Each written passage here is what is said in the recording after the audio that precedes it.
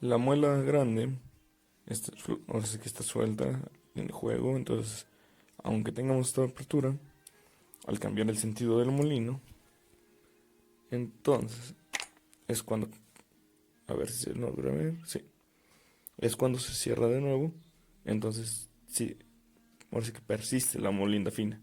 Entonces uno no puede tener molinda gruesa como tal. Siempre persistirá esa molinda más fina.